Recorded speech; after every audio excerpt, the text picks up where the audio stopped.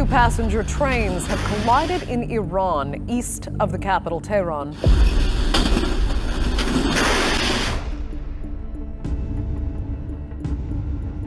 The local governor says at least 31 people have been killed and almost 100 people are injured. Iran's railway network spans over 15,000 kilometers, connecting 30 provinces and carrying millions of passengers each year. It is a lifeline for the working class who cannot afford air travel. But beneath the surface of this vital system lies a hidden crisis: aging infrastructure, decades of mismanagement, and a culture of blame that has allowed preventable disasters to claim thousands of lives.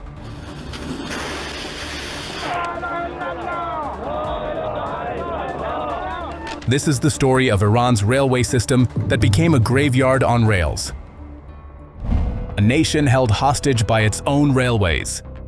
Tehran's main railway station is always crowded. Families travel to visit relatives. Students move between cities for school, and workers rely on trains to reach their jobs. The railway carried hundreds of thousands of passengers each year on a journey of about 12 hours to one of Iran's most important cities. Many of the carriages were old, with worn seats and windows that rattled. Passengers rarely considered the risks. The trains ran on single tracks in some sections, shared by trains traveling in opposite directions. Dispatchers often worked long shifts to manage schedules and prevent collisions. Despite these measures, accidents still occurred, sometimes with serious consequences. Iran's roads were statistically more dangerous, with traffic accidents causing over 16,000 deaths annually. This made trains an essential alternative for many, even when the system faced challenges. The railway network had suffered from years of underinvestment. Tracks and rolling stock often required maintenance that was delayed or limited. Signals occasionally failed, and safety inspections were not always consistent. These conditions contributed to some of the deadliest rail accidents in the country's history. Despite these risks, millions of passengers continued to rely on Iran's railways every year. The network remained a vital part of national transportation, connecting major cities and provinces. At the same time, it reflected the ongoing need for investment, modernization, and stronger safety protocols to prevent further tragedies. Now it's time to look at this chilling image showing how unsafe Iran's rail system is. It was posted on social media, but it's most likely fake, since no credible source is available. Still, even something that looks like this is really scary, especially if it could cause a disaster. Share your thoughts in the comments. The system: what Iran's railway actually is. Iran's railways stretched over 15,000 kilometers, threading the country from north to south, but speed was never guaranteed. The trains crawled at an average of 70 kilometers per hour, less than half the global standard for modern railways. On paper, it was a vast network. In practice, it moved like a rusted machine struggling to breathe. The disaster did not strike randomly. The Tehran-Mashhad line, the busiest passenger route, appeared in almost every accident report. The Tehran-Ahvaz corridor hauled freight across long distances, and the Tehran-Tabriz line in the northwest saw heavy traffic too.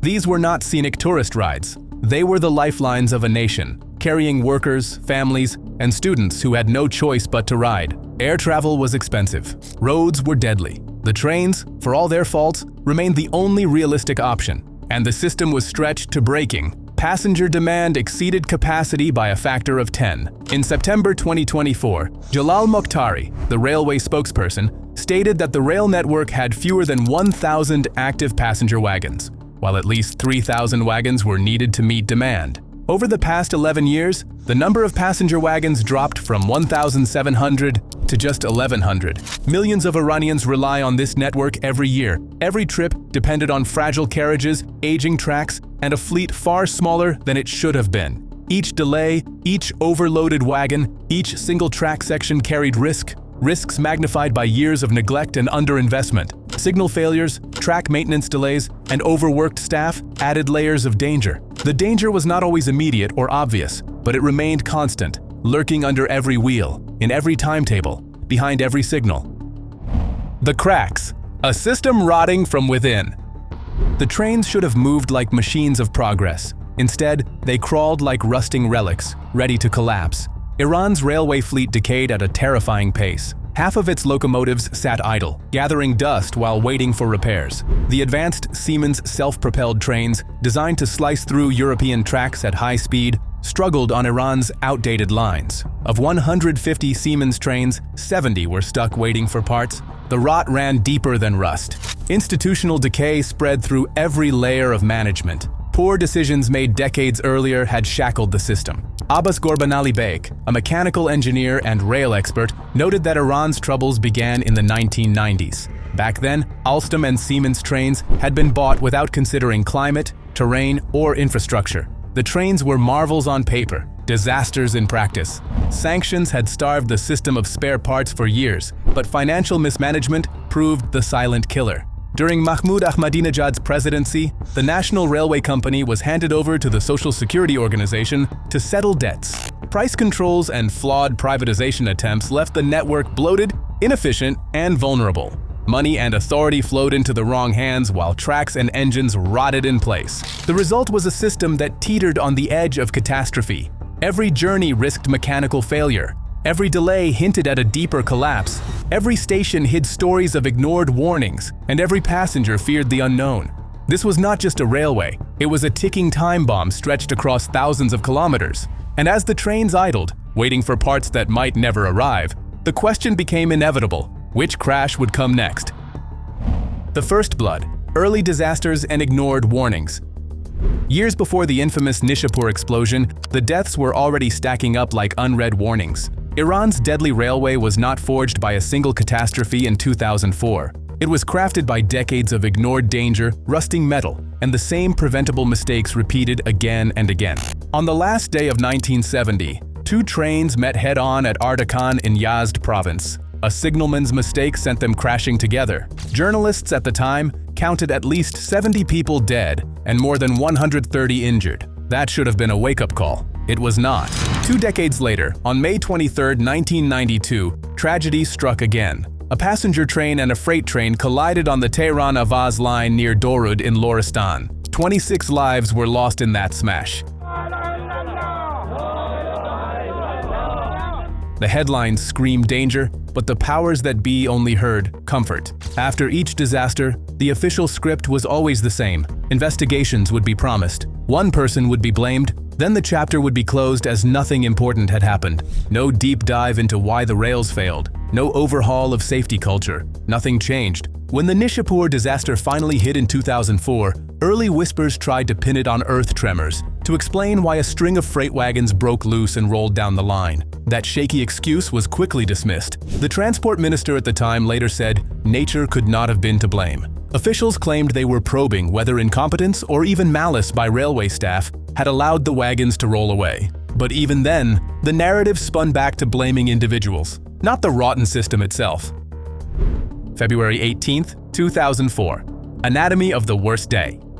51 wagons sat quietly at Abu Muslim station, waiting, or so everyone thought. Then, without warning, they began to move. No one knew why. Investigators ruled out sabotage but could not decide whether it was incompetence or outright malice by railway staff that set them rolling. The wagons barreled through the darkness for 20 kilometers, unstoppable, until they derailed into Khayyam. The cargo was a ticking chemical nightmare: sulfur, fertilizer, petrol, and cotton. None of it had been officially labeled dangerous by the Iranian Railway Authority. Small fires flared as the wagons toppled. Locals rushed to help. Crowds gathered, including the Governor General, the Mayor, and the Fire Chief of Nishapur. They came to save lives. They walked straight into a trap. Then the explosion hit. The blast was equivalent to 180 tons of TNT. The village of Khayyam vanished. Aishabad, Denau, and Taqiyabad suffered heavy damage. Windows shattered 6 miles away. The shockwave rolled all the way to Mashhad, 70 kilometers distant, and the wreckage continued to burn and explode for days, ignoring the cold. The sky glowed red, the air thick with smoke, and the stench of chemicals lingered long after the flames died down. The cruelest irony, the explosion killed the very people who had come to help. Among the dead were the Governor General, the Mayor, the Fire Chief, and a total of 182 rescue workers and officials. The disaster became worse in the hands of the responders. The Nishapur disaster should have been a turning point. It should have shaken the foundations of Iran's rail network. But the question lingers. After a tragedy of this scale, will there be a difference? If you've made it this far, please hit the like button. It really helps the channel. The killing continues, crashes after Nishapur. The post-Nishapur era proved one thing. Cover-ups worked perfectly. Nothing changed. People kept dying, and the system stayed broken. On November 25, 2016, disaster struck again. An express train traveling from Tabriz to Mashhad stopped in freezing conditions. A second express, heading from Semnan to Mashhad on the same track, was ordered to stop by the dispatcher. Then, the shift changed. The new dispatcher, unaware of the stopped train, gave the green light. At 7:50 a.m., the second train slammed into the first from behind at full speed. 49 people were killed. 103 were injured. Iran's railway managing director resigned and apologized to the nation. Another resignation, another apology. Nothing more. The failures kept coming. On June 8, 2022, the Tabriz derailment left at least 21 dead and 86 injured. The train, carrying 348 passengers from Mashhad to Yazd, struck an excavator on the tracks and careened off the rails. Survivors said they were bouncing in the car like balls in the air. Arrest warrants were issued for 6 people. Investigations were launched, but systemic reform? None. Even more recently, on July 22, 2016, another preventable crash shook northern Iran. A truck driver barreled across a railroad at high speed in Mazandaran province, colliding with a train and injuring 30 people. Officials blamed mobile phone use. It was the 4th such collision with a vehicle in that region this year alone. Decades of neglect, decades of warnings ignored, and still the pattern repeats. Crash. Assign blame to individuals, offer apologies, close the books, wait for the next disaster. The cumulative death toll climbs into the thousands, and each accident feels eerily familiar. The passengers gamble. The train lurched to life, an aging locomotive dragging its creaking carriages along Iran's busiest rail route from Tehran to Mashhad. The smell of decades of neglect filled the compartments. Upholstery was torn, windows rattled with every gust. The locomotive, patched together with hope more than engineering, pulled forward over a single-lane track shared by trains moving in opposite directions. Every safe mile depended on a dispatcher's phone call and an operator's obedience. Human coordination still ran the signaling system. There were no automated failsafes, no modern positive train control to catch mistakes. Experience could not compensate for a system built to fail. Seasoned passengers had long accepted the risk. The brakes were old, tracks were narrow. Boarding meant acknowledging danger as routine. Every journey was a quiet gamble, one measured in subtle sounds, the rattling of wheels, the shifting of cargo, the hum of an engine straining against time and neglect. The air inside carried tension. Every glance toward the tracks carried a shadow of fear. This was the face of Iran's railway crisis. Not just spectacular accidents, but the daily gamble of millions. The National Railway Company admitted that demand exceeded capacity by a factor of 10. In Yazd province, passenger capacity had dropped from 1,800 a day to just 200. Awareness of risk was constant, yet boarding continued, constrained by the alternatives. The money trail, sanctions, mismanagement, and missing billions. The real killers were never the train operators. They were the boardrooms, the ministries, and the balance sheets. After the 1979 revolution, and especially as sanctions tightened, Iran's ability to import spare parts, modern locomotives, and signaling systems collapsed. On paper, sanctions were the problem. In reality, mismanagement made the disaster inevitable. Out of 900 locomotives across the country, nearly half sat idle, rotting for lack of parts and proper maintenance. The roots of the crisis ran deep. In the 1990s, Iran bought Alstom and Siemens self-propelled locomotives without considering climate, track conditions, or infrastructure requirements. These machines were designed for Europe's electrified high-speed lines. Iran's tracks were not electrified. Trains operated far below their intended speed, straining their gear systems with every journey. Repairs became a nightmare. It was because of decades of poor management and ill-advised decisions. The mismanagement didn't stop there. During Mahmoud Ahmadinejad's presidency, ownership of the National Railway Company was transferred to the Social Security Organization to settle debts. Coupled with price controls and botched privatization attempts, the system's inefficiency became institutionalized. Projects that should have solved problems instead became monuments to wasted money. The Tehran-Isfahan high-speed rail project was meant to be Iran's crown jewel. Launched nearly 18 years ago with a 5-year completion plan, it remains unfinished. Millions of dollars were allocated. Promises were made. The tracks were never laid. Engineers, politicians, and citizens waited as years slipped by. Each stalled project, each grounded locomotive, each outdated carriage told the same story. Ambition crushed by bureaucracy, corruption, and poor planning. The human wreckage, survivors, grief, and forgotten victims.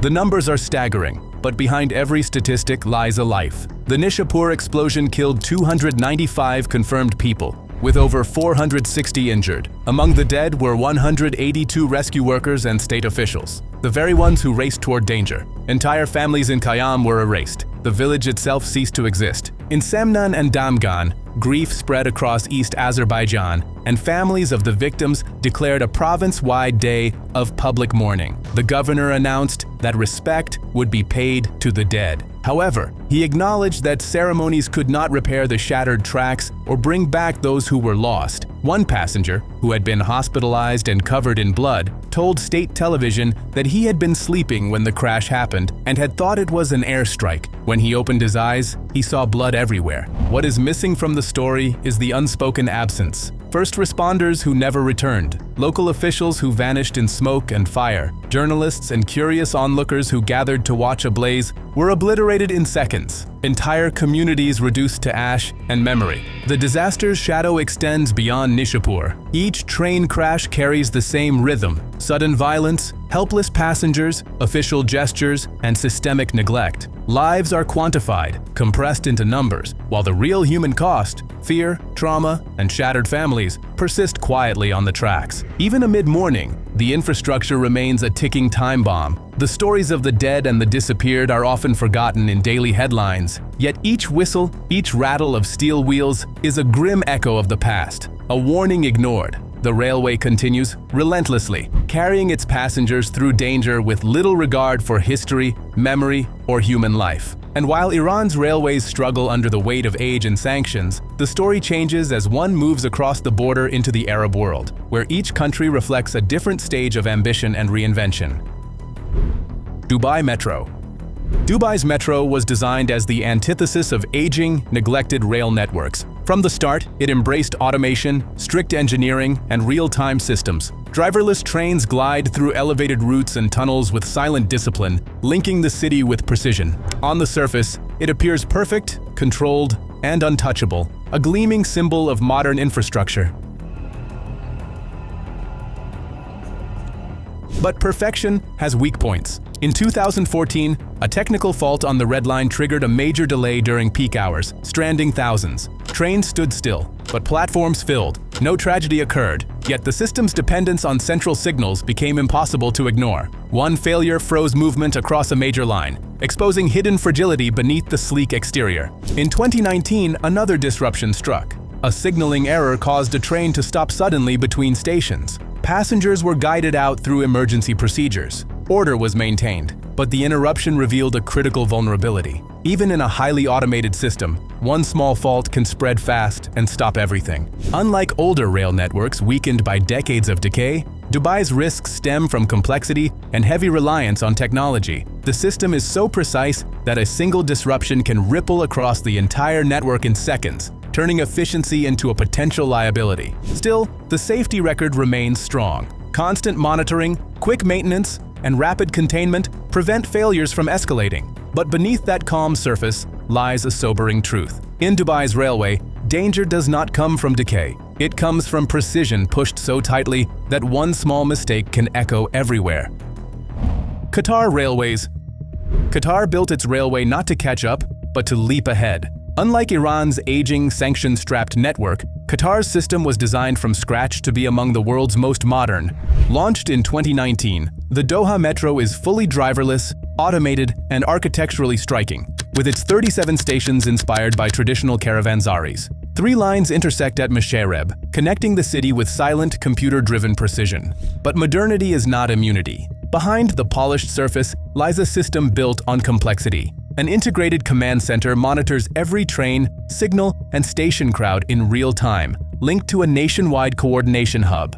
The network's automation system was engineered with redundancies to achieve safety integrity levels above standard. When the world arrived for the 2022 World Cup, Qatar Rail deployed 4,000 additional staff to manage crowds and ensure nothing broke. The system performed flawlessly under unprecedented pressure. The Lusail tram network followed, adding 4 lines across 19 kilometers with seamless interchange to the metro. A high-speed electric rail link to Saudi Arabia is now underway, set to cut Riyadh to Doha travel to 2 hours.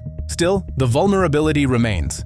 In January 2025, crowds surged toward Lusail Station after New Year's fireworks, causing a crush that left dozens injured, a reminder that even the most advanced system cannot fully control human behavior. In fully automated systems, a single signaling fault can ripple across the network in seconds. Qatar's risk is not decay. It is the weight of its own technological ambition. Precision pushed to its limits leaves little room for error, and one small mistake can echo everywhere.